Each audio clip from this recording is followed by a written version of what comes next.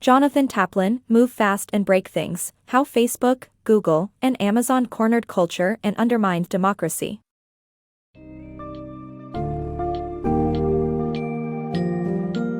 In Move Fast and Break Things, Jonathan Taplin explores how technology giants like Facebook, Google, and Amazon have monopolized the digital world and dominated modern culture.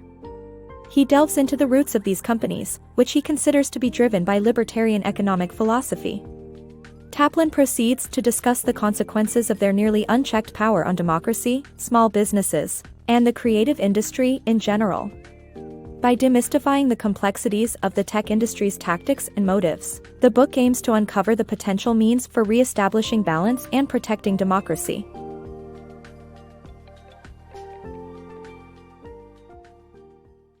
Public sector innovation.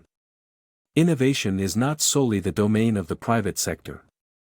This summary explores how government funding has played a significant role in some of the world's most critical technology advancements, including the Internet.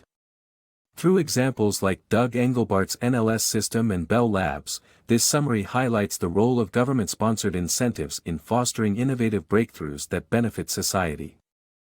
Libertarianism in Silicon Valley. Libertarianism has been a guiding force in the tech industry, with Peter Thiel and Jeff Bezos among its staunch proponents. Thiel, the founder of PayPal, was influenced by Ayn Rand's ideology and sought to disrupt the rule of banks and credit card companies.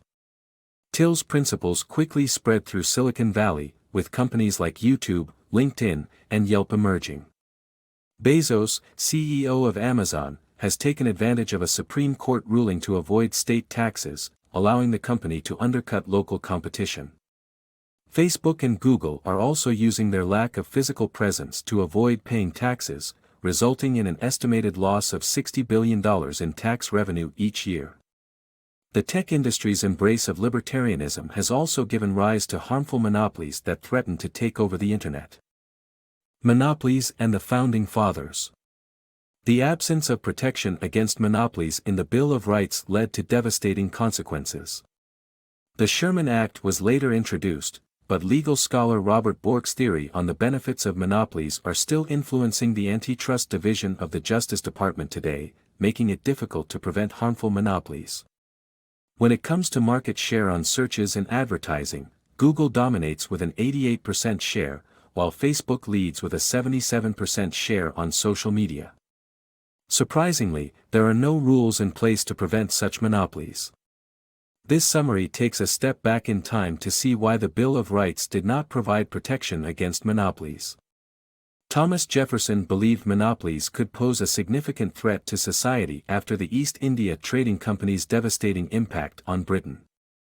Visitors recounted the appalling conditions caused by the company's legislation, resulting in the Great Bengal Famine of 1770. Despite Jefferson's best efforts, the Bill of Rights did not include any safeguard against monopolies. Alexander Hamilton, on the other hand, welcomed capital's control over politics. He championed the government's financial institution, the National Bank, despite Jefferson's skepticism.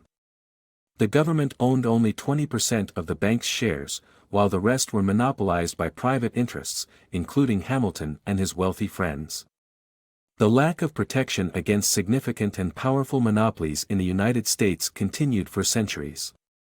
But in 1890, a century after the Bill of Rights, the Sherman Act finally passed, allowing anyone attempting to monopolize any area of trade to be subject to fines and imprisonment.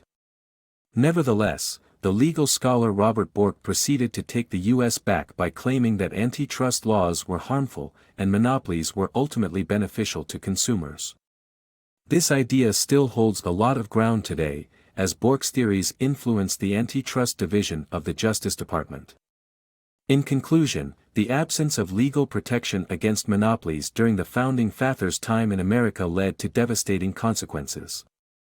The Sherman Act passed a century later, but theories like Bork still shape the antitrust division today, making it challenging to prevent damaging monopolies.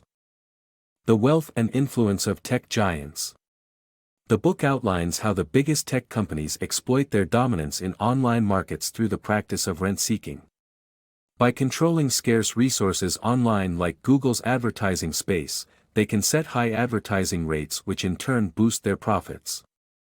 Amazon is also highlighted for demanding exorbitant charges from publishers. The book explains how the tech giants influence U.S. government decisions by employing lobbying and having former employees in government bodies. For instance, Google spends $15 million every year on lobbying for government decisions. Furthermore, Google has a significant impact on public opinion. The book cites Google's role in stopping the proposed Stop Online Piracy Act in Congress in 2012. The bill was supported by the entertainment industry but opposing Google's business strategy that helps users access illegally pirated items. The cost of counterfeits. The rise of internet piracy and counterfeit goods have decimated the royalties of many artists, like drummer and singer Levon Helm, who were once able to live comfortably from their music. While illegal file sharing has skyrocketed, the creators of this content have lost out on billions of dollars in revenue, leaving many struggling to get by. In 2005, Kim.com founded Megaupload, which allowed people to share movies and music files online and quickly became a hub for pirated content. Megaupload amassed over 12 billion unique files, accounting for 4% of global internet traffic, and generated $174 million in revenue. Unfortunately, Megaupload was just one of many platforms contributing to the illegal sharing of copyrighted content. According to the International Chamber of Commerce, counterfeit goods shared worldwide in 2015 were estimated to be worth $1.7 trillion, reflecting 2% of the world's total economic output. The cost of piracy and counterfeiting is harshly felt by artists who once lived comfortably off of royalties from their works. Levon Helm, drummer and singer in the band, is just one example. Prior to the advent of file-sharing platforms like Napster, bands like the band earned healthy royalties from album sales. But with the rise of illegal file sharing, members without songwriting credits, like Helm, saw their revenue plummet from around $100,000 a year to virtually nothing. Helm was sadly forced to perform despite his throat cancer diagnosis to cover medical costs. The piracy problem not only affects individual artists, but it also deeply impacts entertainment industries as a whole. For instance, the Interactive Advertising Bureau estimates that pirated content costs each industry around $2 billion annually. Moreover, the elimination of pirated content would lead to an estimated additional $456 million in annual revenue from advertising. Counterfeiting and piracy are an enormous worldwide issue with no clear solutions, leaving artists and creators frustrated and struggling to make ends meet. Meanwhile, illegal file sharing thrives and profits. The business of personal data. In today's connected world, personal data is the new currency. Companies like Google and Facebook are leading in data harvesting, gathering as much information from users as possible and then selling it to other companies. Google scans every message sent on their email service, Gmail, to personalize advertisements for users. While Facebook captivates users with its like feature, encouraging them to generate endless amounts of content and personal data. Unfortunately, these companies have been quite careless with user privacy, such as Facebook's 2007 app, Beacon, which notified a user's friends about all their purchases unless they explicitly opted out. As such, it's essential to remember that in the digital age, if you're not the customer, you're the product. Coordinating to tackle big tech. Cooperation and resistance against big tech to preserve open internet. Can we have an open internet free from invasive and corrupting tech corporations? The answer is yes, but only if we work together and resist in small groups. From our earliest days when cooperation made us successful, we must take a similar approach to tackle the ever-growing dominance of big tech corporations. The adverse effect of big tech corporations with monopolies is evident when considering Chattanooga, Tennessee. Volkswagen established a smart grid that catered to the city's requirement and built a manufacturing plant, which in turn created a high-speed fiber optic network for the town's residents. However, the media giant Comcast attempted to shut down the grid and sued the city because an alternate network would ruin its monopoly. To fight against such corporations, we need communities that band together. Another way to fight them is through art and literature, specifically works such as Aldous Huxley's novel, Brave New World.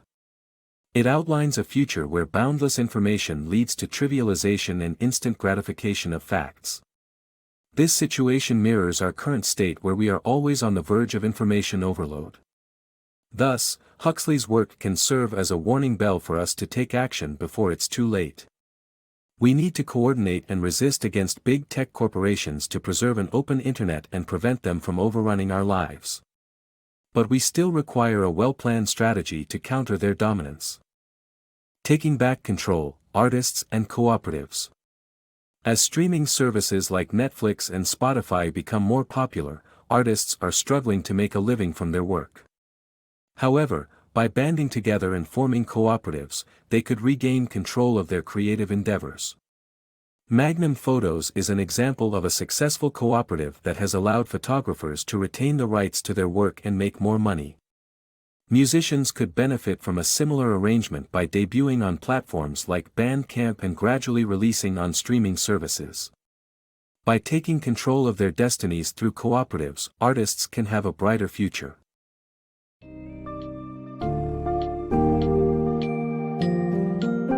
From the rise and dominance of technology giants like Google, Amazon, and Facebook, to the numerous implications that this has had on our society, Move Fast and Break Things traces the connections between the libertarian ethos of these corporations and the widening influence of technology today. Possessing increasing control over public opinion, regulation, and the internet economy, these companies have dangerously monopolized the digital landscape and threatened democracy. However, Taplin does not leave readers without hope, offering possible solutions such as artist-run cooperatives and increased collaboration, emphasizing that reclaiming control and restoring balance is still attainable.